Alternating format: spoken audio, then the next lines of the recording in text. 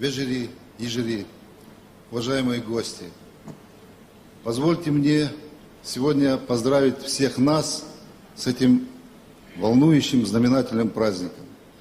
Впервые культурный центр Республики Ингушетия за свою непродолжительную историю отмечает этот великий юбилей на такой авторитетной сцене, которая носит имя великой нашей страны, великой России.